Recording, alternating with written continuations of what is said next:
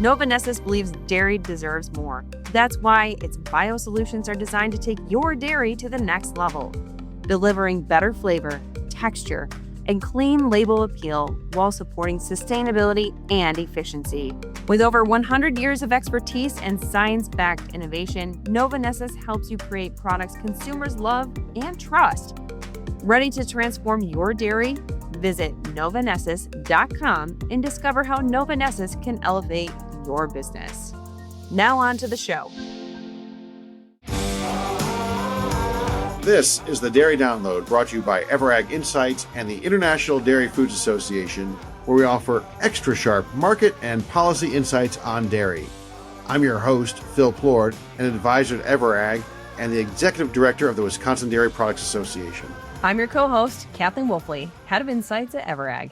This week's episode is all about restaurant trends. Our guests are here to tell us what they've been seeing in consumer behavior and restaurant demand. Always a fun topic. We'll get to that in a minute. But first, Kathleen, where are we now?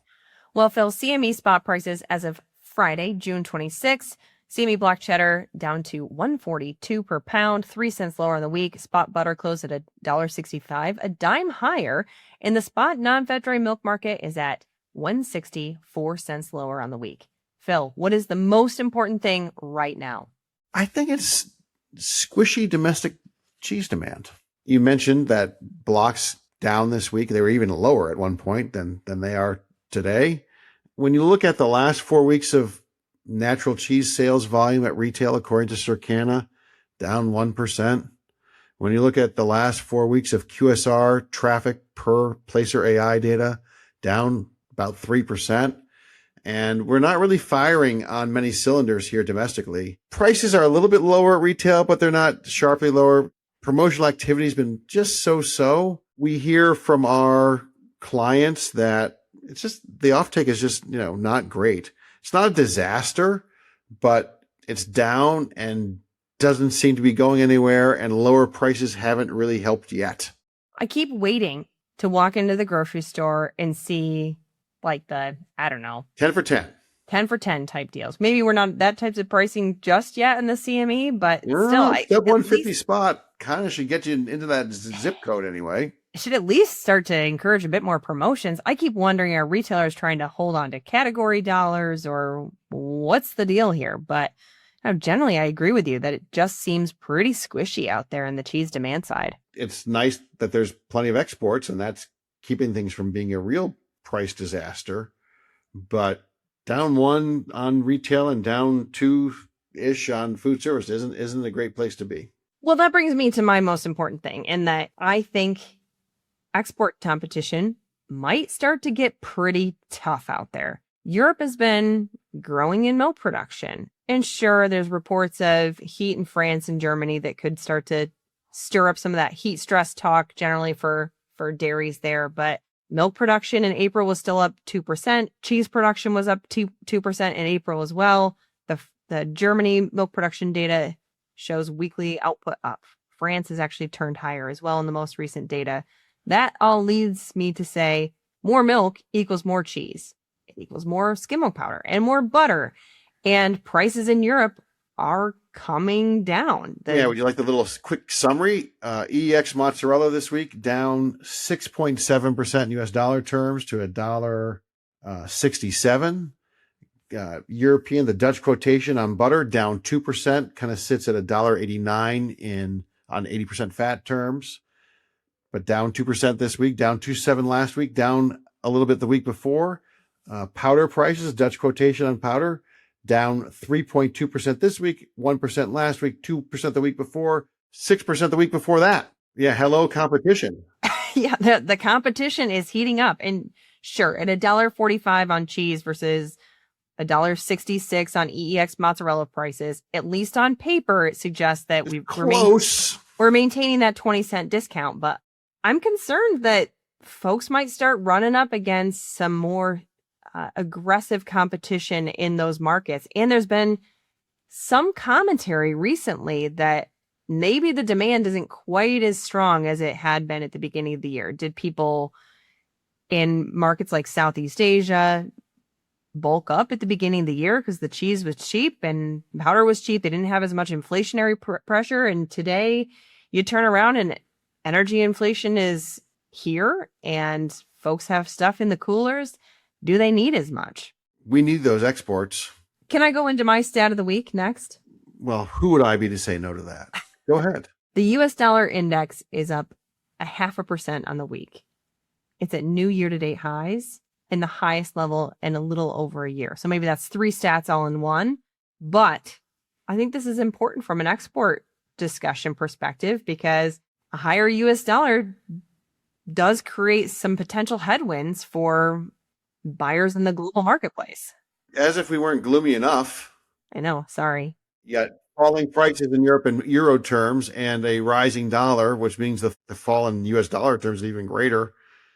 If you look at the US dollar index, the 100 level has been kind of the support resistance line. And, we've tried to poke above that 100 level for a bit. Now we're at 101 and change. And if just from a technical perspective, seems like a pretty powerful move to the upside that could have some legs. Now there's less conviction about rate decreases here, interest rate decreases here in the United States. And there's even some emerging talk about rate increases, which would be pro dollar. So yeah, it's a different dynamic and it is not pro exports, generally speaking. What's your stat of the week? Is it less gloomy? Let's just take a walk down negative lane. Oh boy. Sorry to the listeners. When we've been talking about soft cheese demand, we've been spending a lot of time talking about soft food sales generally. And we've been ascribing that to, the GLP-1 phenomenon continuing to grow. We've talked about it in terms of wellness trends. We've talked about it in terms of population, flat population, declining population. But this week offered some reminders that there's maybe something else at work too, and that's the SNAP program. And so my stat of the week is 20.3 million households. And that was the number of households in the U.S. enrolled in SNAP in March, the latest data we have. That was actually down 10% year over year to the lowest level since March of 2020. So the benefits haven't changed much. The benefits have been pretty flat in terms of the dollars, but the number of people that are qualifying or in the program is down quite a bit. And, that's money that goes to food. And so fewer people with SNAP benefits is not friendly for food sales. Just to pile on, with the stats, the dollars spent on the program in March equaled 8.3% of grocery revenue. So that's the lowest share since March of 2020. So these dollars go to grocery stores. I'm surprised we haven't heard more from the food companies talking about it. When the benefit levels have come down, we've heard about it for sure. But now the number of enrollees is down quite a bit.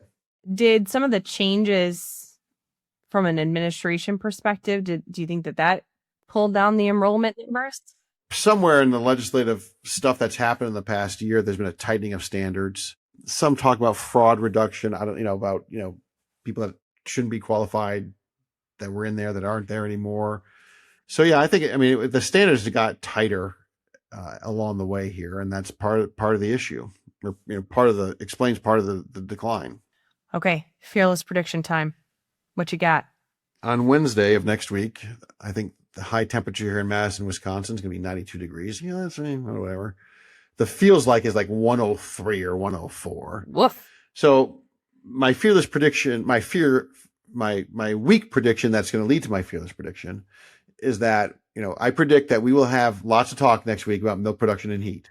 But I do think in all seriousness, those kind of events can bring milk production down sharply for a short period of time. But hey, look, this cheese market, to 4 to 30 day old cheese market, I think you need to rehearse that line, repeat it 100 times after me. It's a 4 to 30 day old cheese market. Anything can happen. Fresh cheese. Yeah, fresh cheese. And so here's my fearless prediction. We will see 165 block cheddar between here and, let's say, August 1st. Ooh, okay.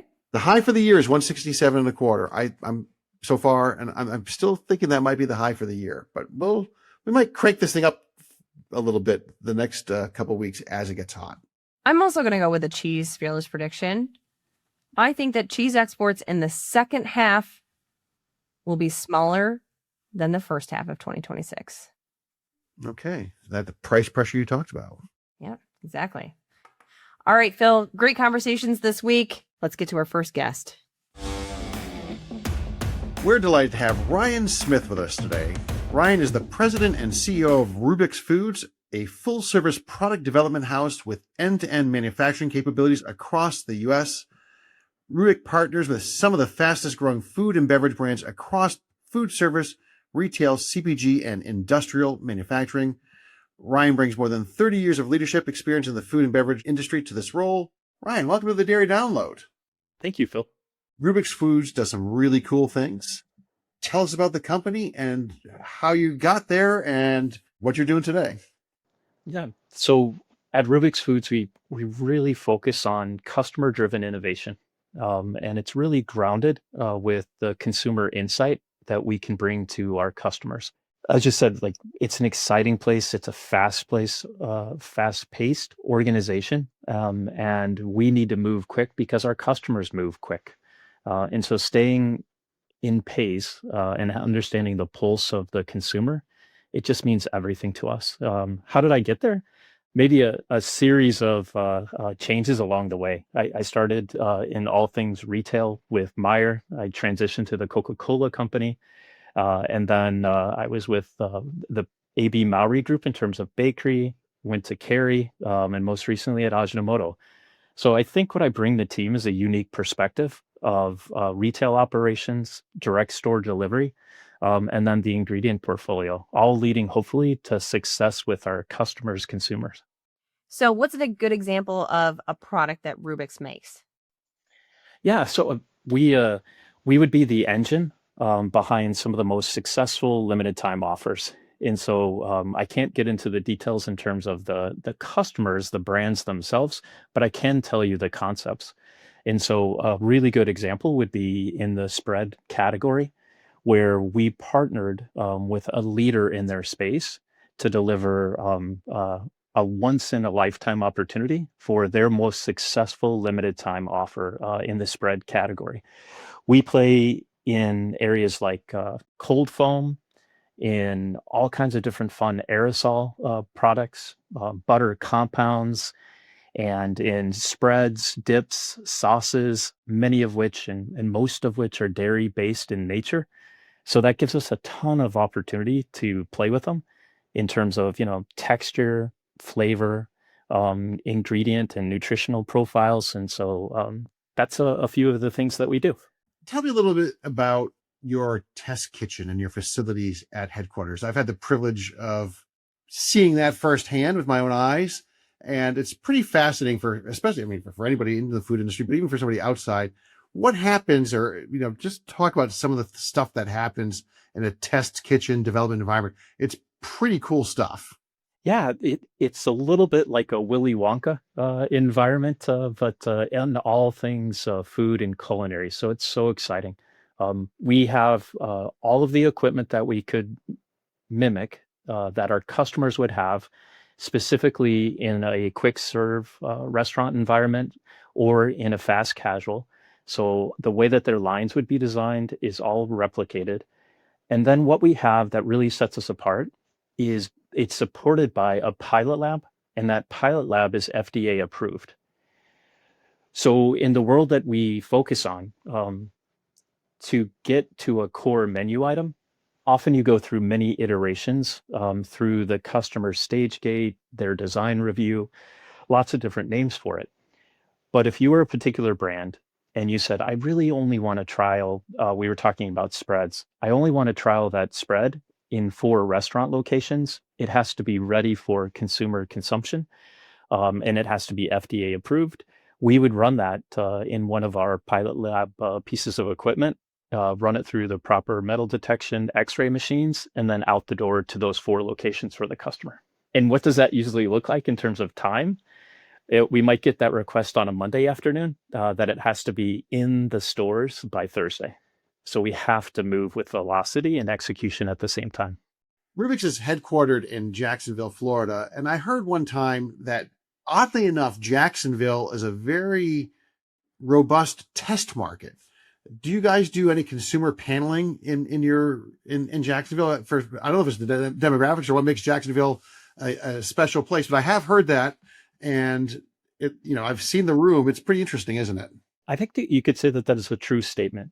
So many of the customers, I often use the word brands, but the customers that we support, um, they'll have their executives pick Jacksonville for that test market, whether it is in that quick serve restaurant space or whether it's in the fast casual, where they're wanting to get real consumer feedback. So within our facility, we have the standard sensory, but then we often go outside. Sometimes we partner with the University of Florida to do outside screeners and different panels.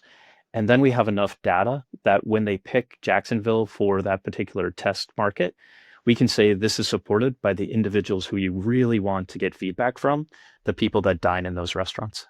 How are you working with dairy today? And in all that, how are you balancing flavors, texture, functionality in those dairy points? Dairy's at the core of Rubik's Foods. It's how the company was founded, and so when we think about dairy, it's just part of our roots. Uh, we really focus on the enhancements that you can make, and I'll just stick on the beverage side of it. So you play with the functionality of dairy. You play with the fact that it meets the consumers where they're at in terms of the initiatives around clean label and saying, hey, it has to be something that is an easy to understand, easy to read label. And then you can have a lot of fun with it in terms of texture. You can drive protein. There's so many different spaces that we've been thinking through and executing with the customers around the world of dairy. Um, I think the word that I would capture on it is it's incredibly versatile. And that's what we love about it. And then our customers can say, hey, can you tweak it? And that's what a chef loves to say. Can you tweak this? And with dairy, the absolute answer all the time is yes, we can. How does cost come into all of that? So we, a couple different ways. So we have relationships with so many different dairies that they always help us in terms of understanding and staying close to the marketplace. And so one side of it is just the fundamental understanding that we have at Rubix in terms of dairy and the commodity side of dairies.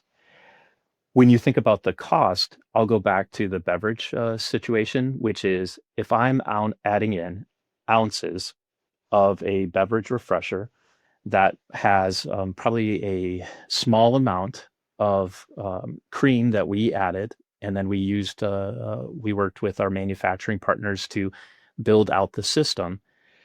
The cost and use model is incredibly lucrative for our customers then. And so they're adding in ounces to something that they already have access to. But then they are receiving somewhere between $1 to $1.50 per unit of an increase. And so that model really works out quite well. Ryan, how much of what you're doing involves with dairy in particular, shelf life, stability, ease of in restaurant environments, ease of preparation, right? I mean, repeatability is obviously big with chain restaurants. How do you think about that, and how do you work on those issues? So the number one thing that we've been asked to focus on right now is value engineered. And valued engineering in terms of it'll go back to the cost. It has to be something that fits our menu. Like it has to be able to meet our cost and use. But then it also has to meet the operational environments. So I would challenge you to go through each of the quarterly earning reports for almost all of these really large brands. And they're all talking about going back to basics and operational execution. And that's going to be the quote unquote turnaround in terms of driving traffic. So then when we think about how do we build that out, it has to fit. And so we've been exploring new types of packaging, new delivery mechanisms. And so, you might see at some locations where they have custom guns in which they deliver sour cream, different ways to do dosing. So that way that you have the portion control identified. And then we've been pushing the envelope when it comes to shelf life. So we did a test in San Diego with a really large brand. And one of the goals that we had was that the product had to be ambient and have a 6-month shelf life. And we achieved that because a prior test that they had was relying on the team members to take it in and out of the fridge accordingly.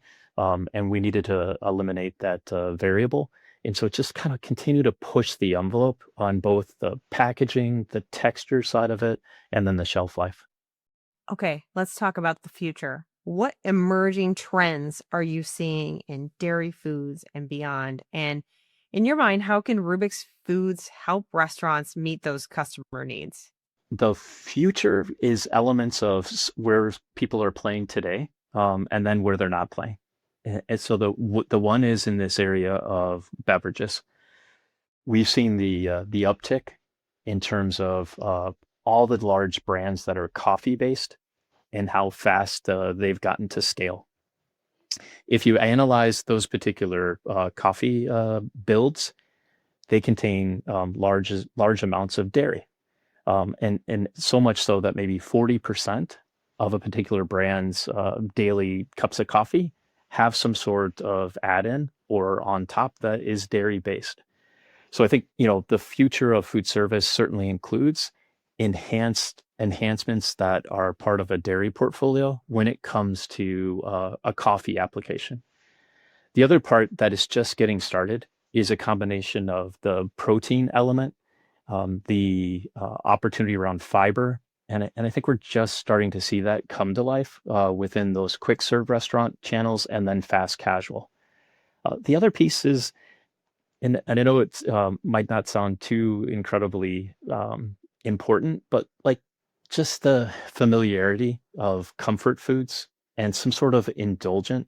And then, dairy has a space for that, where if you're worried about all kinds of different geopolitical things, which many of our consumers, certainly top of mind for them, is show me something familiar and show me something that is a bit of a break from a hectic world and a really short news cycle. And we can deliver that through all kinds of fun dairy opportunities. We're running a trial next week for something that we're incredibly excited about, which is a build to a shake through a really fun aerosol mechanism. And it's going to be first of its kind, in the market, tied to something familiar to consumers when the autumn season rolls around. So it's joyful, it's excitement, and it's true to our roots in terms of all things dairy. Well, Ryan, we really appreciate you joining us on the Dairy Download and talking about what Rubik's Foods is up to. Thank you for having me. Here's another take on restaurant trends. We are excited to have Bret Thorn with us today. Bret is a senior food and beverage editor at Nation's Restaurant News, where he spots and reports on food and beverage trends across the country. He also co-hosts a weekly podcast that features interviews with chefs, beverage directors, and other experts in the food service industry. Bret, welcome to the Dairy Download. Thanks. I'm so glad to be here. Could you tell us a little bit about Nation's Restaurant News and your role at the publication before you dive in deep? By all means, Nation's Restaurant News is a restaurant trade publication. We're sort of the paper of record for the restaurant industry. We're like what people read every morning to understand what happened the night before in the restaurant industry.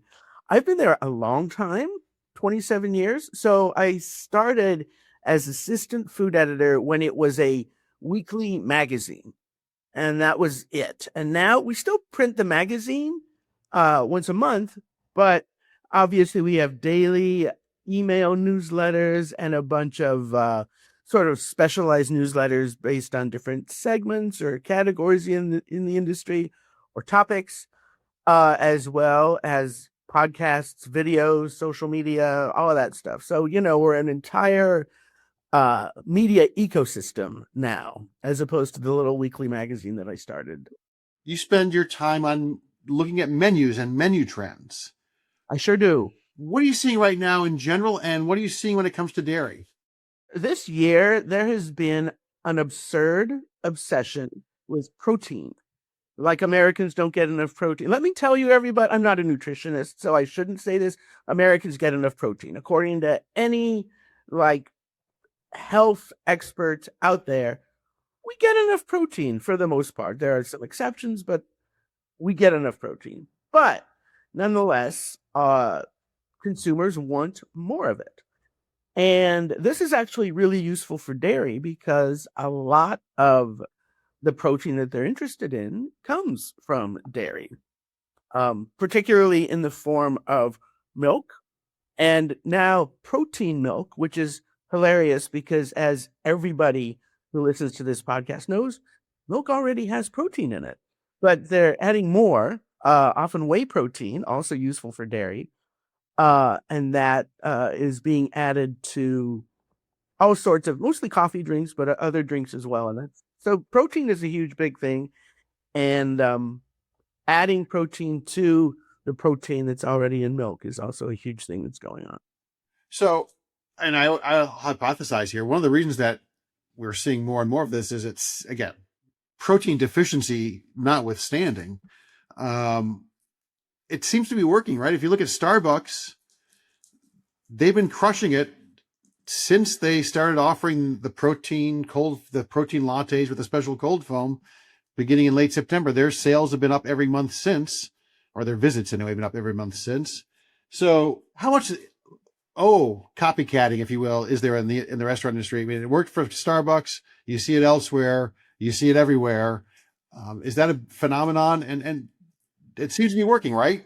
Right. I mean, now every coffee chain pretty much has protein milk and also cold foam, which Starbucks invented, which is aerated skim milk, often flavored, sort of sometimes enhanced with lecithin so that it stands up better. But that's now pretty much universal. And, so great for dairy because that's what it is.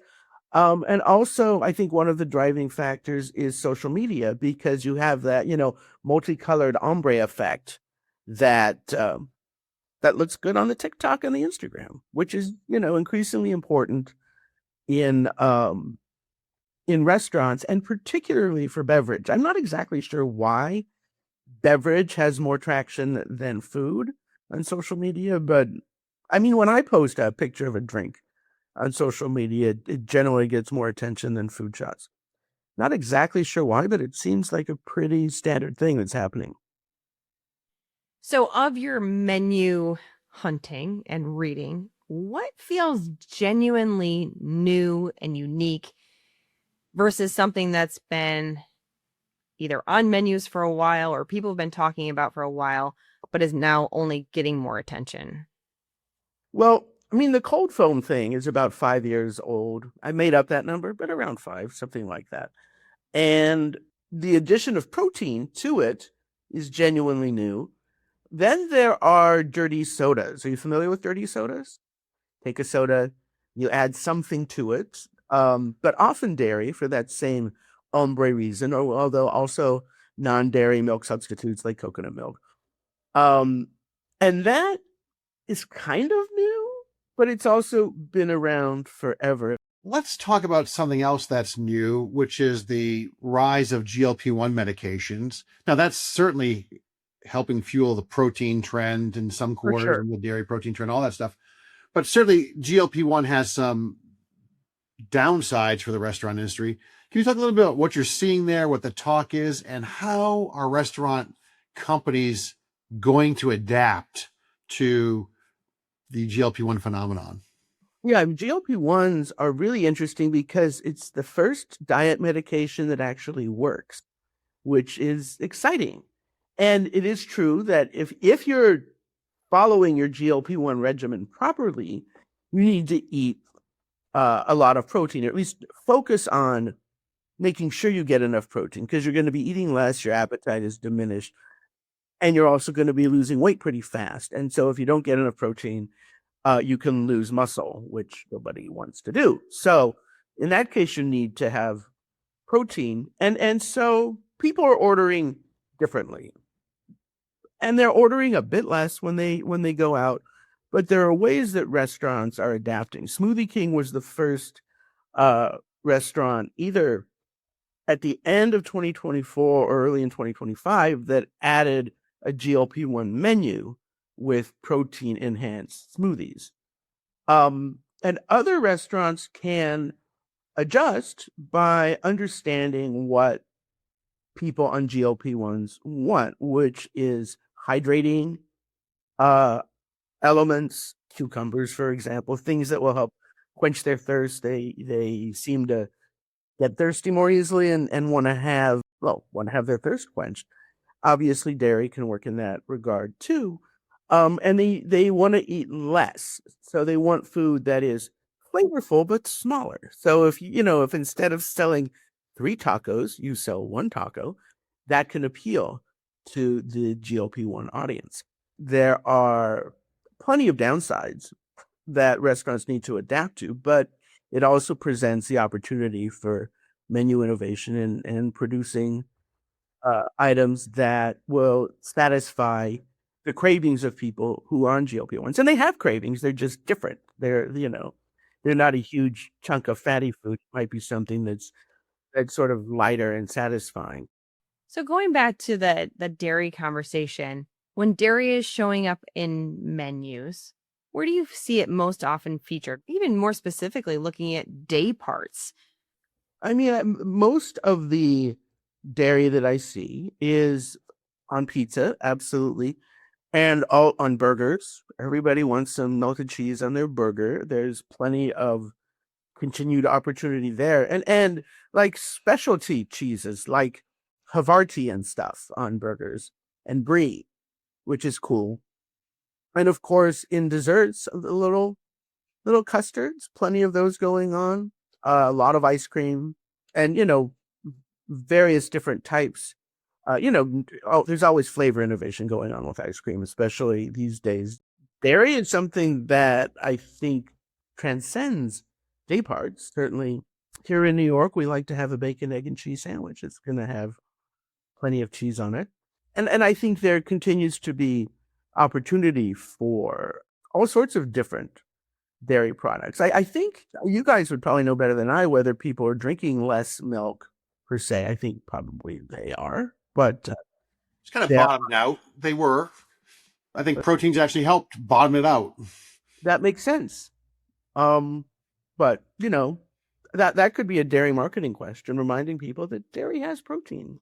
This is not a dairy specific question, but a question about hamburgers, which I guess is dairy adjacent. What are you seeing in the burger chain world? Clearly beef prices are very high, and it seems like maybe the burger chains are doing okay, maybe a little mixed performance there. People seem to be leaning into retail steaks and ground beef. What's your sense of just how consumers are reacting to high prices in that space? Certainly traffic is down, and the numbers I think just came in for May, and traffic at all restaurants was down kind of alarmingly. And burger chains have taken a bit of a hit with the increase in delivery because fried chicken sandwiches travel better than burgers do. I mean, I certainly don't want to eat a 30-minute-old burger. I mean, they're delicious, but really only when they're fresh. So this has been a challenge for them. And they're responding by offering bundles. Shake Shack does an interesting thing where if you order via their app, you can get a soda of any size for $1, which has actually helped drive average checks up, because how you're not going to order $1 soda. And they're also experimenting with more side dishes like fried pickles and things. So even if people are coming less frequently, you're getting the most out of the customers when they come in by making sure that they spend as much money as they're comfortable spending. So it's a question of bundling, really, and improving what they're doing. Burger King is starting to turn around because they've upgraded their Whopper. They've, they went in and dug in and changed a lot of the way the Whopper is built. Obviously not going away from tradition, because it is the most iconic burger in the United States, followed by the Big Mac. But they've improved the beef, they've improved the buns, and customers have noticed and responded. Well, they kind of had that interesting, Domino's did this sometime in the past decade. We stink, we're sorry. And Burger King played that card, and it seems to be to some positive effect, right? Yeah, I mean, I think that looks authentic to restaurant customers, even though obviously it's very clearly planned and, You don't think they actually fired the king? yeah, you're right. But by kind of showing your cards, acting authentic and apologizing, people accept apologies.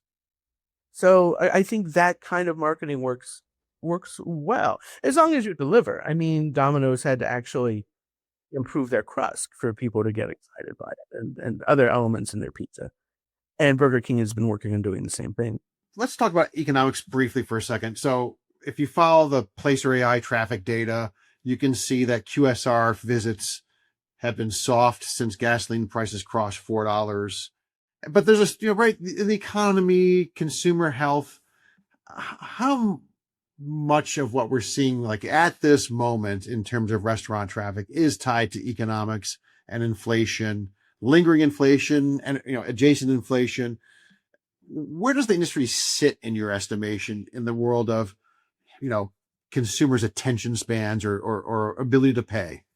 Restaurants are in a precarious position, frankly, because a lot of restaurant traffic is discretionary spending. People can eat at home if they want to. A lot of them aren't very good at cooking. They don't eat very well, but they can go to the grocery store and throw something in the microwave and do just fine and save money. So people go to restaurants for fun.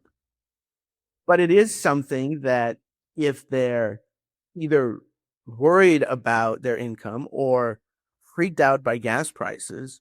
In fact, one CEO of Popeyes quite a while ago, Cheryl Batchelder, loved to talk about how gas prices are directly tied to restaurant traffic, because especially in quick service restaurants, because many QSR customers skew lower income and they're really, really affected by rising gas prices, and it really cuts into their discretionary income. So it's very important. It's a very important factor as you're figuring out your budgets as a quick service restaurant, understanding what gas prices are doing. So they're in a precarious situation, and I they can offer deals up to a point, but obviously they don't want to cut into their profit too much. So it's a big challenge, and it's going to be as long as inflation continues and gas prices are high. I would love to provide a rosier picture, but I don't have one. Bret, we could do this all day. Love talking restaurants. Love hearing you today. Thank you so much for joining us on the Dairy Download. My pleasure to be here. That's a wrap for today's show. Thank you once again to our sponsor for this episode, Novanessus.